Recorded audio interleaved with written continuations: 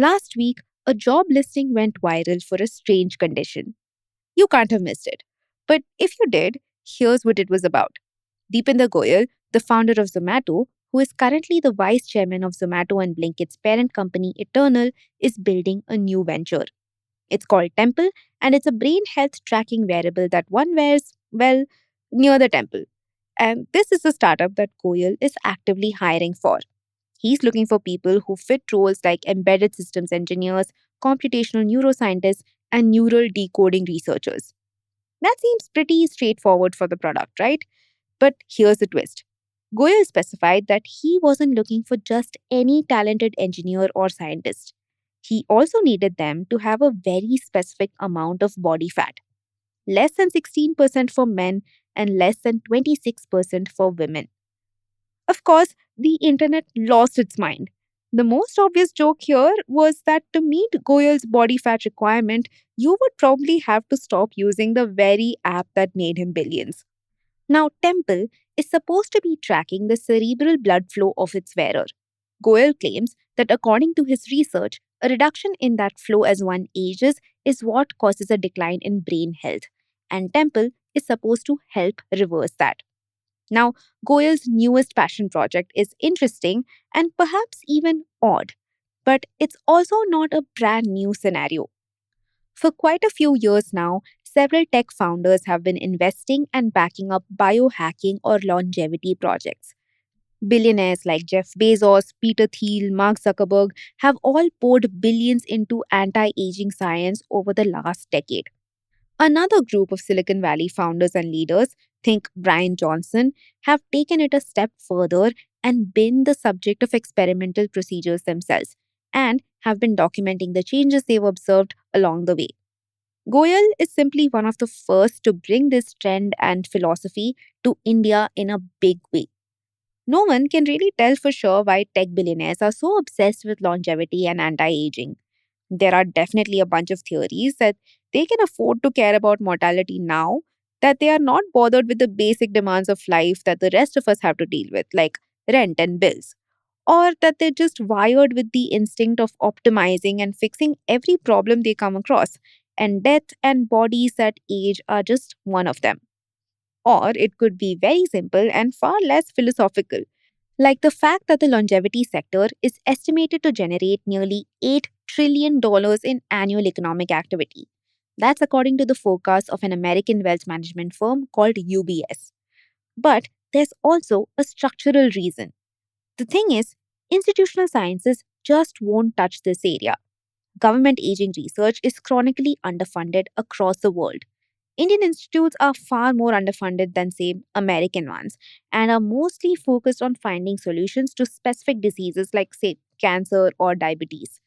Also, funding constraints mean that academic scientists avoid the longevity space because it's considered fringe and far too experimental. And this vacuum is exactly where private founder led money is flooding in. Ideally, that shouldn't be a bad thing. But the question is, if this research is being led by tech founders without backgrounds in health and science, and if it's not addressing institutional research gaps, and if it's being funded by profit minded investors, who is it really for and who gets to age well? Welcome to Daybreak, a business podcast from The Ken. I'm your host, Rachel Verghese, and every day of the week, my co host Nikta Sharma and I will bring you one news story that is worth understanding and worth your time. Today is Thursday, the 5th of March.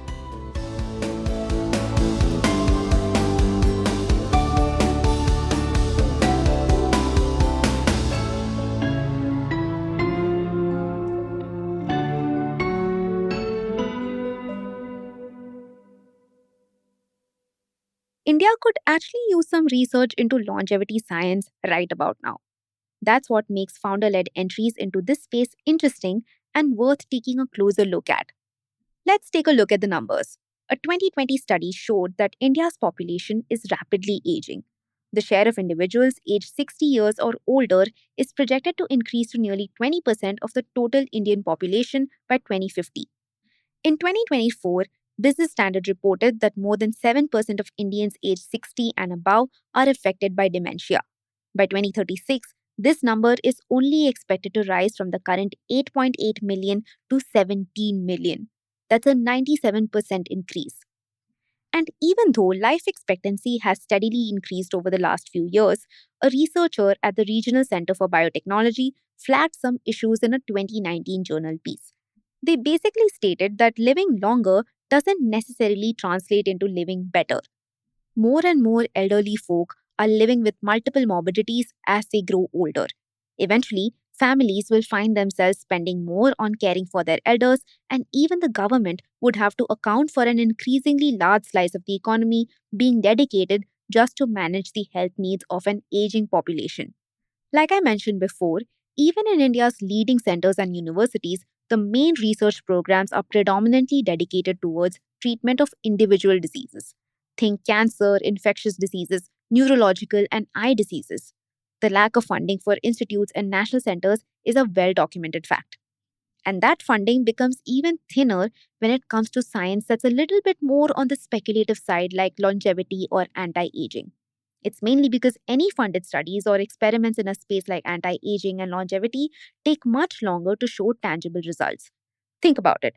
To see if any medication or lifestyle changes or drugs are having effects on lifespan, you have to wait at least a few decades. Even if someone were to incorporate these changes at, say, 40, meaningful results are unlikely to materialize before they're in their 70s or 80s. Animal studies, of course, just don't translate the same way onto humans. Plus, clinical studies are hard enough to design, fund, and execute even for drugs and medication for specific diseases, where outcomes are observed over months. So, you can imagine how difficult it would be to study human beings over decades while they're out living in the real world. Enter private funding. After what I just told you, it doesn't necessarily seem like a bad thing, right? But here's where it gets complicated. Goyal's hiring post went up the same day he announced a funding round for Temple. He had raised about $54 million dollars in a friends and family round, with Temple being valued at $190 million. Dollars. See, the moment you involve investors like Peak 15, they are envisioning returns on their investment, and well, that is within their lifetimes. That's just how the logic of private capital works. And it makes sense when you see exactly how Goyal's move into this space is playing out. He began by launching his research effort called Continue Research. This was entirely funded through his private capital. Then he published his gravity aging hypothesis. This hypothesis was not published in some kind of peer reviewed journal. Instead, it was published on the Continue Research website and on Goyal's Twitter. The hypothesis basically proposes that an upright posture causes gravity to reduce cerebral blood flow, which is basically blood flow to the brain, by up to 17%. As a person ages, there's a chronic reduction in that flow, and that reduction is what gradually weakens the regions of the brain that control hormones, metabolism, and inflammation. Now, this theory does align with peer reviewed research from the Harvard Brain Science Initiative, which found that cerebral blood flow, or CBF, steadily declines with age and may be the reason behind cognitive deterioration and dementia. But that's where the academic science ends. It does not say that the primary cause behind the slowing flow is gravity. It also does not claim that reversing it can slow the aging process. So here's where the leap begins. Stay tuned.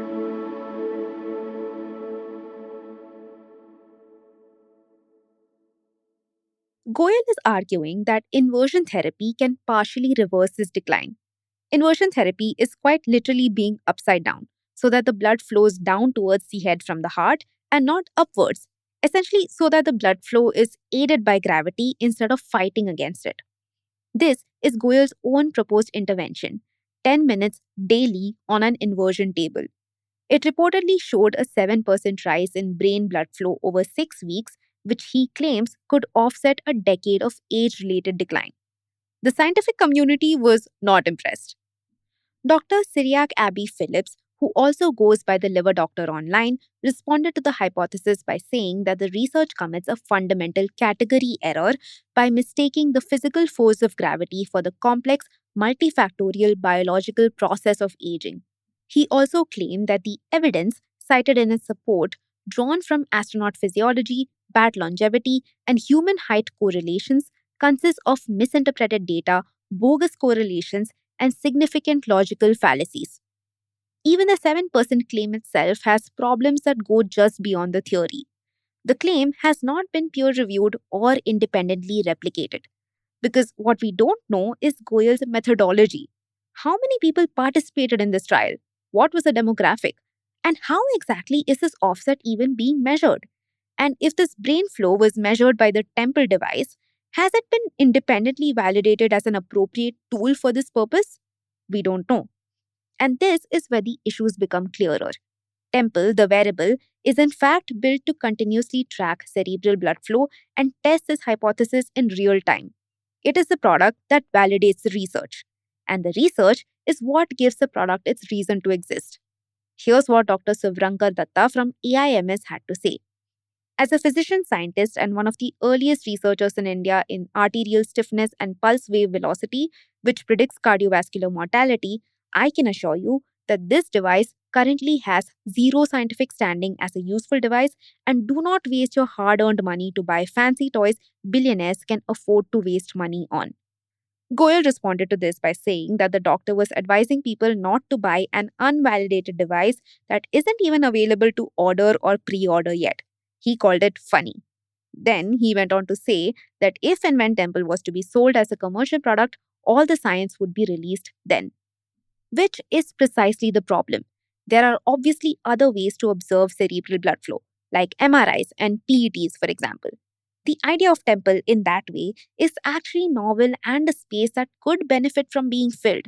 There is no device that observes CBF non invasively and in real time. But doctors have pointed out that the kind of surface sensor Temple is likely to have will not do all the work by itself. You would still need to resort to the classic methods for usable data.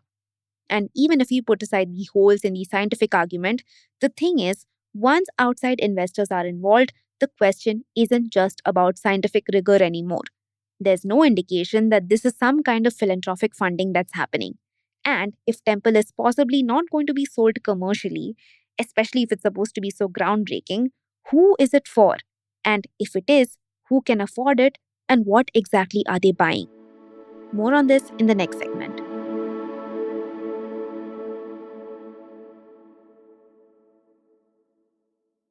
Like I mentioned earlier, in India, there are very few, if any, institutes that are actually focused on research on the process of aging, preventing, or delaying age related diseases.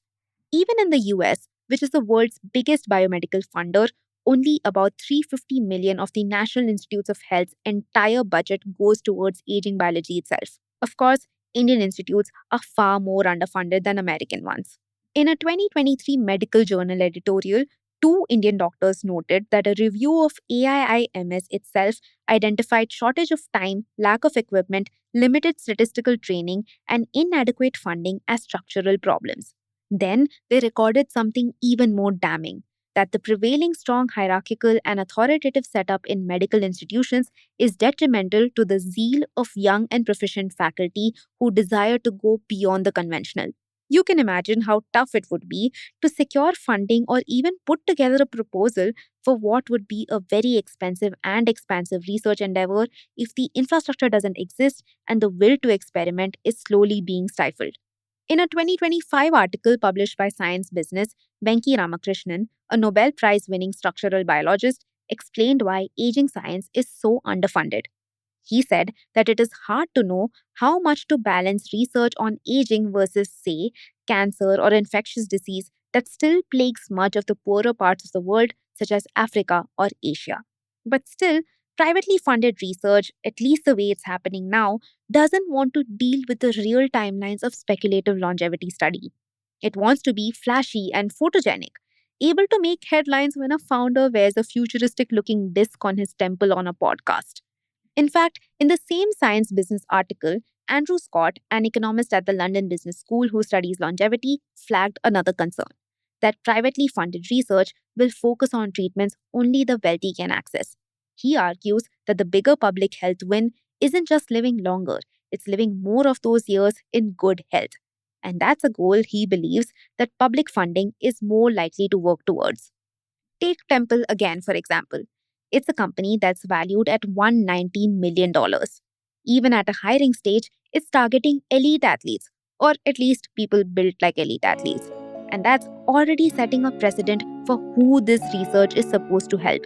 And that only shows that, at least for now, private funding is not filling the gap. It's creating a separate track altogether. It's defining a new set of problems and even the ways in which it can solve those problems. And whether regular folks like you and I are part of that equation is exactly the question that hangs in the balance.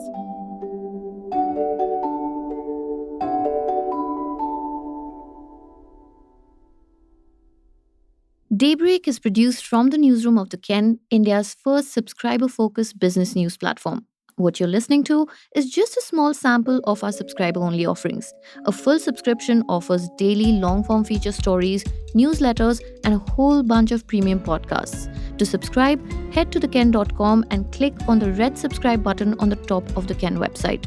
Today's episode was hosted and produced by my colleague Rachel Varghese and edited by Rajiv Sien.